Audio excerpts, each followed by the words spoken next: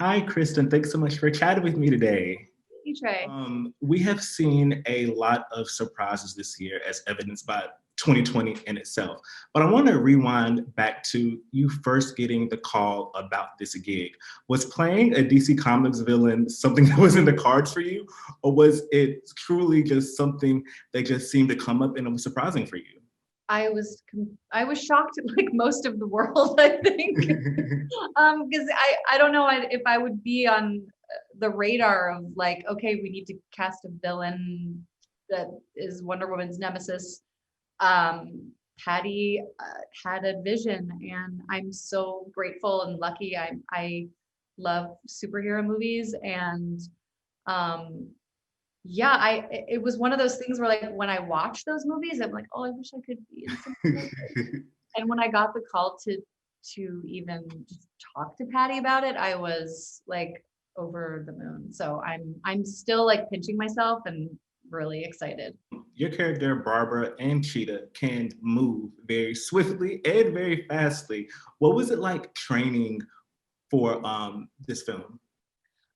It was ultimately it was really amazing and fun, and I enjoyed all of it and got um it was really good to feel like so strong. I've never been through anything like this training before, but yeah, it started like a couple months before we started shooting, went all through shooting. When I wasn't on set, I was either with stunt team or my trainer, and it was intense and I was very sore for many months. But it was so worth it, and I secretly I loved it.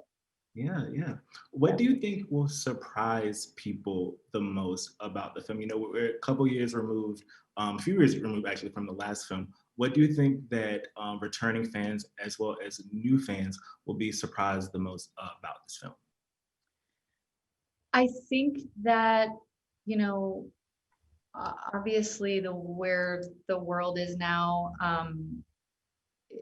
it's going to be nice to watch something that's so uh, has such a message of hope and love. And I know that may sound cliche to use those two words, but like that's the feedback that we get so much from people who have seen the movie, and it makes you feel really good, and it's such a ride. The first one was so beautiful, and I cried, and I loved the action. And when I first saw her like coming out with her costume on, I was like, oh my god. And this has moments like that too. And there are a lot of surprises in this movie as well. Yes, absolutely, Yeah. absolutely. Well, thank you so much for chatting today. I can't wait for the world to see this film, and I hope you enjoy the rest of your day. Thank you so much. Thank you so much. Bye. Hi, how are you doing? Good. How are you? Good, good. Thank you for chatting with me today. I hope you're staying safe during this unprecedented time, and I'm so excited to talk about this film with you. Me too.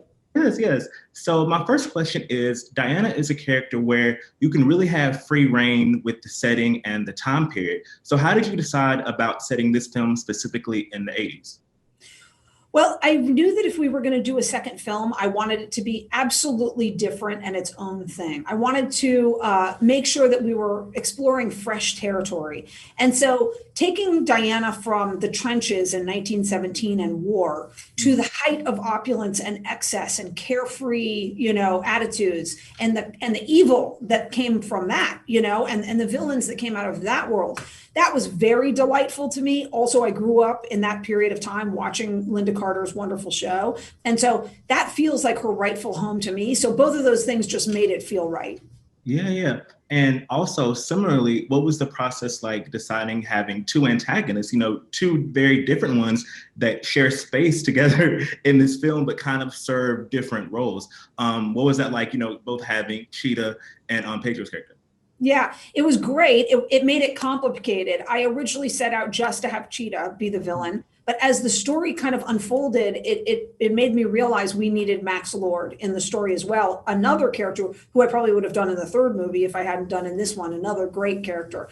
So it meant that it makes the movie a tiny bit longer because you're following three entire storylines, all of which I want to be very deep. But it was delightful, and I liked how they all had their own arc and their own reasons for their storyline, and then they all culminate in the end, you know. And so that was a tricky line, but it was really worthwhile. I enjoyed it. Yeah. And I was so intrigued by the Golden Eagle armor in all of the trailers, and it does not disappoint. I love it so much. Why was this the right movie to incorporate that as well? Because, you know, it's kind of like almost a pinnacle for Diana. So what was the choices like incorporating that into the second movie? I was dying to do it as soon as possible. I love that armor so much. I thought it was so cool. I always had a poster of it on my wall. And so I thought in the first movie, it's appropriate to, we're just giving birth to the Wonder Woman costume. You've got to just service that and stick to it. But I didn't want to change that costume here. So why not bring in this incredible Golden Eagle armor and use it? You know, that there's certain things that you need that armor to do. And so I just absolutely loved getting to do that armor. Yeah. What do you think will surprise people the most about the film? I guess staying, you know, in general descriptions, what do you think will surprise people the most?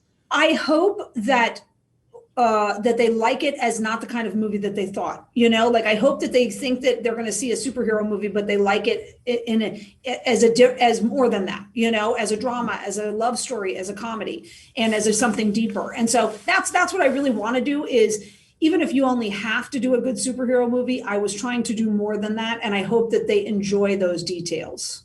You know, I feel like both of them are going to exist in the canon as totally different but great movies to add to, you know, our lexicon of DC films.